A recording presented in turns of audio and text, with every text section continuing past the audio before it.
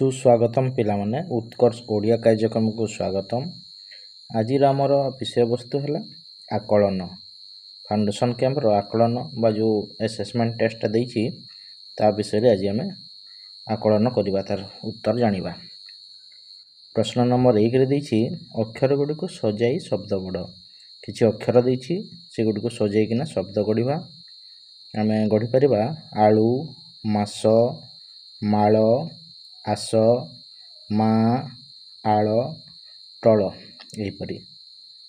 प्रश्न नंबर 2 शब्द गुडी को सजाई वाक्यटी लेख। शब्द गुडी को सजाई किना हम जदि लिखिबा वाक्यटी हेबो देखु देखु नेउल गात भितरे पशिगला। तापरे परवर्ती प्रश्न को जीवा। प्रश्न नंबर 3 चित्र देखि तार नाम लिखिबा। प्रथम चित्रटी पिला कहार देख एटा होछि गुटे सन्यासीर चित्र। आमे आ को नाम लिखि परिबा सन्यासी भी लिखि परिबा। ता बदल रे आमे मुनि ऋषि मध्य लिखिले ठीक हेबो भूल हेबो नाही। द्वितीय चित्र हला कुंभीर। तृतीय चित्र हला गुटे गंजा कुकुड़ा एवं चतुर्थ चित्र होछि पद्म फूल। एटा हम समस्त जानिछु इथिरे काहे कोनोसी असुविधा नाही।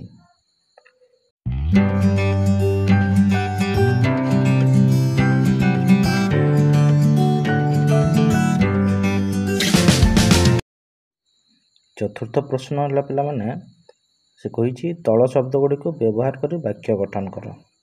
प्रथम शब्द देछि जंगल। आजिकाली जंगल क्षयर मात्रा बढ़ी बढ़ी जाउछि। द्वितीय शब्द हला बाजार। आजि बाजार रे प्रचुर मात्रा रे पनिपरिबा अछि। तृतीय शब्द हला चप्पल। चप्पल और जोता खोली मंदिर को प्रवेश कर। एवं शेष शब्द हला मेला। दशहरा मेला रे रामलीला मंचस्थ करा जाए। ठीक अछि। परवर्ती प्रश्न को जीवा। प्रश्न नंबर 5 से कहिछि ठीक बनान थिबा शब्द को बाछि लेख। एने जननी जननी केमिति हेबो देख पिला जोटा हमर वर्ग्य ज हेबो न तापरे न रे दीर्घ ई जननी। से बलिया ख रे पुरस्कार इथि दंत्य स व्यवहार हेबो। ग नंबर आसला परीक्षा र रे दीर्घकार हेबो पुणी साहाय्य साहाय्य ज रे यफला। प्रश्न नंबर 6 रे अंतर शब्दर अर्थ कोन हेबो। अंतर शब्दर अर्थ हेबो हृदय। प्रश्न नंबर 7 क सोरिष फूल हळदिया। एठारे विशेषण पदटी को हमको चिन्हैबार अछि। विशेषण पद हेबो हळदिया। ख बाघ मांस खाउछि। एठारे विशेष्य पदटी को चिन्ह विशेष्य पद हला बाघ। तापरे प्रश्न नंबर 8 चित्रटा देखि कि नाम को दुईटी वाक्य लिखिबा। त ठीक अछि आरंभ करिबा। कुना और मुना ग्रीष्म छुट्टी परे विद्यालय रे प्रथम दिन भेट पड़िछंती। से माने छुट्टी किपरि कटिला से विषय रे कथावार्ता हेउछंती। जेहेतु से माने प्रथम दिन भेटिछंती से मानकर छुट्टी विषय से माने कथावार्ता हेउछंती।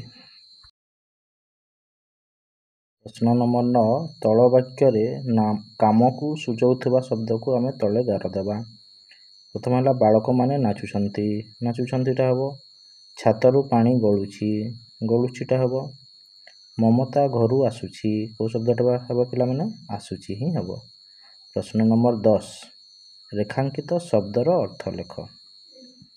एठारे बास शब्दर अर्थ हेबो स्थान एवं द्वितीय वाक्य रे बास शब्दर अर्थ हेबो वस्त्र आमे जो वस्त्र परिधान करछु। तृतीय धाड़ी रे हेबो कूलर अर्थ हेबो वंश एवं क दीर्घ कु अळ कूलर अर्थ हेबो तट नदी तट जो आमे कहिथाउ। ठीक अछि। परवर्ती प्रश्न को जीवा। प्रश्न नंबर 11 अक्षर और फला को व्यवहार करी दुईटी शब्द गढ़। एथिरे आमे व्यवहार करिकिना दुईटा शब्द गढ़िबा। ठीक अछि। आमे गढ़ी परिबा दीप वर्ष दिव्या। प्रश्न नंबर 12 सिंह और भालू दुई संगात सांग होई खुशी रे रुहंती। किए और किपरि लगेकरी आम प्रश्न तैयारी करिबा। किए किए दुई सांग गोटे प्रश्न।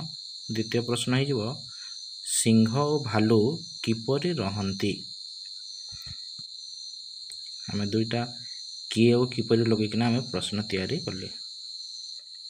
तापरे परवर्ती प्रश्न 12 नंबर सरिला। परवर्ती प्रश्न आमर हो प्रश्न नंबर 13। ठीक अच्छे 13 नंबर प्रश्न को जीवा। तल शब्द को ठीक करी लेख। एथिरे आम शब्द ठीक अच्छी ना नहीं प्रथम चेक करवा तापरे लिखा। गर्जन गर्जन शब्द ठीक अच्छे पिला माने। दीपावली दीपावली रे टिके परिवर्तन हम हलरे दीर्घिकार अच्छी सेटा हम हर्षिकार। सरग सरगटा दंत्य स ही हम। तापर प्रश्न नंबर 14 एथिरे पुणी व्यवहार करकिना हमको किसी शब्द तैयारी करने को पड़िबो। वीर काती रीति। प्रश्न नंबर 15 हमको गोटे शब्द से जोड़ा पड़िबो। आम लिखिपर जस माने कुनाकुनी सबू आगे आस बढ़ाइबा आम जातिर जस।